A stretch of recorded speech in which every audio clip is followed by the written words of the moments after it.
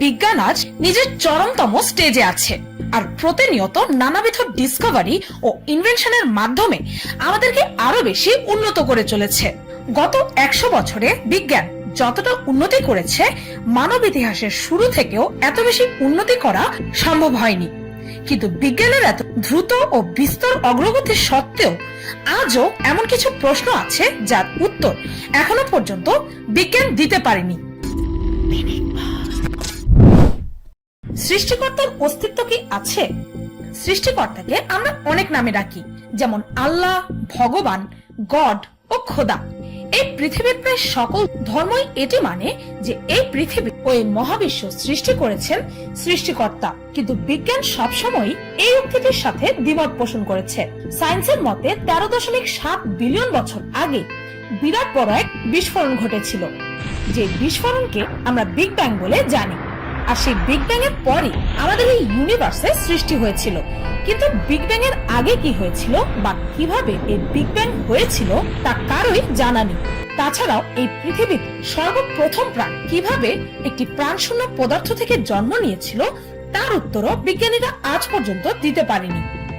Mathematician Roger পোরস আমাদের এই universe living organism নিয়ে জন্ম হওয়ার প্রবাবিলিটি বের করেছে, যার সম্ভাবনা ছিল 0-র কাছাকাছি। এই প্রশ্নটি সর্বকাল থেকে থাকলেও আজ পর্যন্ত ঈশ্বর আছে কি নেই এর উত্তর বিজ্ঞান দিতে পারেনি। আমরা স্বপ্ন কেন দেখি? আগের দিনের মানুষেরা বিশ্বাস করত যে স্বপ্নই পৃথিবী ও সৃষ্টিকর্তার মাঝের দরজা, কিন্তু সায়েন্সের ধারণা এমনটা নয়। একটি থিওরি অনুসারে আমরা যা বাস্তব জীবনে করতে পারি না সেটা আমরা নিজের স্বপ্নের মাধ্যমে করি।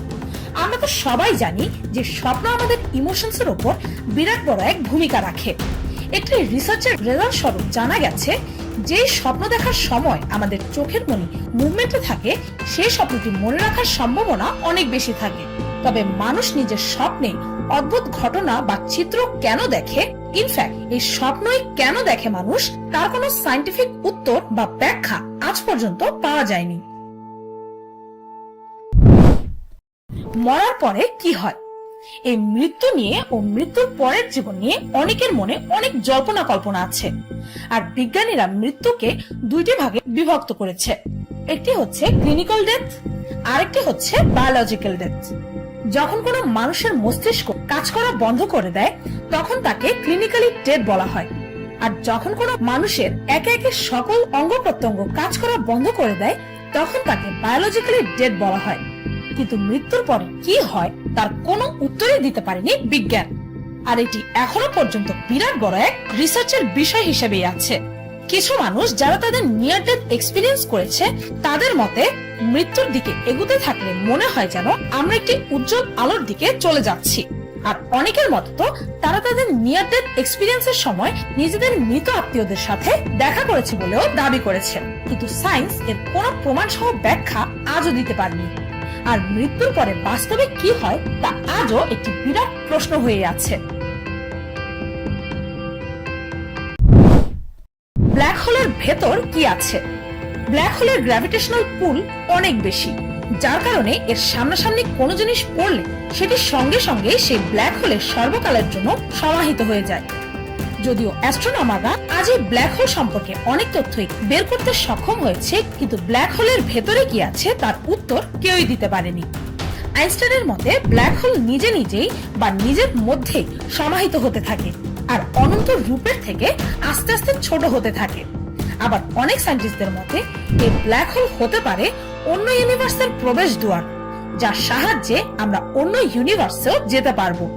কিন্তু দুর্ভাগ্যবশত এখনো পর্যন্ত এ সকল থিওরি প্রমাণ করার মতো এত উন্নত আজও আমরা হইনি। আর তাই এ সত্য আজও একটি রহস্য। এলিয়েন কোথায় আছে? সরাসরি এলিয়েন আছে কি নেই এই প্রশ্নটি না করে বিজ্ঞানের আজ প্রশ্ন হচ্ছে এলিয়েন কোথায় আছে। কেননা বিজ্ঞানের মতে এই বিশাল মহাবিশ্ব ছাড়িয়েও আছে আরো অনেক অনেক মহাবিশ্ব, আছে অনন্ত মহাশূন্য, আরো আছে অগণিত গ্রহ নক্ষত্র। আর আজ পর্যন্ত আমরা মানুষেরা এই মহাশূন্যের মাত্র 4% ডিসকভার করতে পেরেছি, আর বাকি 96% এখনো আমাদের জ্ঞানের বাইরে। আর বিজ্ঞানীদের মতে এমনটা হতেই পারে যে এই অনন্ত মহাশূন্যে পৃথিবী ছাড়াও কোথাও না কোথাও প্রাণের অস্তিত্ব নিশ্চয়ই আছে, কিন্তু তবুও আমরা পৃথিবী ছাড়া অন্য কোথাও প্রাণের অস্তিত্ব খুঁজে পেলাম না। এটা সত্যি অবাক করার মতো বিষয়।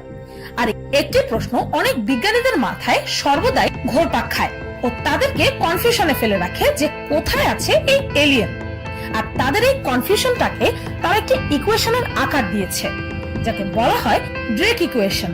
আর এই ইকুয়েশনের মতে আমাদের ইউনিভার্সে মিলিয়নস অফ নক্ষত্রে ভর্তি, যা আমাদের সূর্য থেকেও অনেক পুরাতন। যে সকল নক্ষত্রের চারপাশে নিশ্চয়ই আমাদের পৃথিবীর মতো জীবনধারী অনেক গ্রহই প্রদক্ষিণ করছে, যে সকল গ্রহে অ্যাডভান্স লাইফের অস্তিত্ব থাকতে পারে। তাহলে প্রশ্ন হচ্ছে, যেহেতু তারা আমাদের থেকেও বেশি অ্যাডভান্স হতে পারে, তবে তারা কেন এখনো পর্যন্ত আমাদেরকে খুঁজে বের করতে পারেনি? তারা কি আমাদের কাছে আসছে, নাকি এখনো তারা অনেক দূরে আছে? নাকি আমরাই এই ইউনিভার্সের সবচেয়ে বুদ্ধিমান প্রাণী, আর আমাদের মতো আর কোন গ্রহের প্রাণীরাই এই ভাবনা পর্যন্ত আসতেই পারেনি? নাকি আমরা এই সমগ্র মহাবিশ্বে ইনডিড একা আছি? এ সকল প্রশ্নের উত্তর এখনো পর্যন্ত প্রমাণ সহ দিতে পারেনি বিজ্ঞান। এই পৃথিবীতে সর্বপ্রথম জীবনের সৃষ্টি কিভাবে হয়েছিল?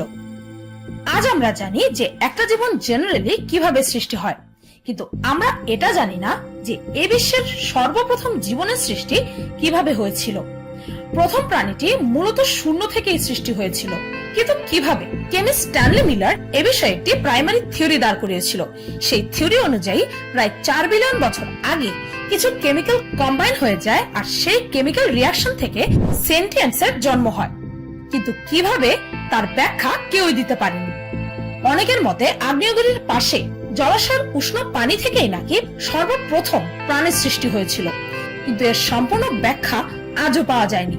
আবার অন্যান্য সায়েন্টিস্টদের মতে মহাশূন্য থেকে আসা একটি উল্কাপিণ্ডই ছিল প্রাণ সৃষ্টির মূল উৎস, কিন্তু সেই উল্কাপিণ্ডে থাকা কেমিক্যালগুলো জীবনে রূপান্তরিত কি করে হলো তার ব্যাখ্যা দিতে পারেনি কেউই।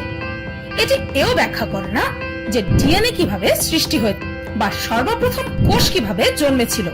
ইনফ্যাক্ট পৃথিবীতে সর্বপ্রথম প্রাণের সৃষ্টি কিভাবে হয়েছিল তা আজও একটি বড় রহস্য। আমার এই লিস্টে থাকা প্রশ্নগুলো ছাড়াও এমন আরো অনেক অনেক প্রশ্ন আছে যেগুলোর উত্তর এখনো পর্যন্ত বিজ্ঞান দিতে পারেনি। ভিডিওটি এই পর্যন্ত। ভিডিওটি ভালো লাগলে একটি লাইক দিতে ভুলবেন না যেন, আর আমার চ্যানেলটিকে সাবস্ক্রাইব করুন প্রতিনিয়ত এমনই কিছু অদ্ভুত ও মজার সব ভিডিও দেখতে। আজকের মতো পর্যন্তই, দেখা হচ্ছে পরের ভিডিওতে।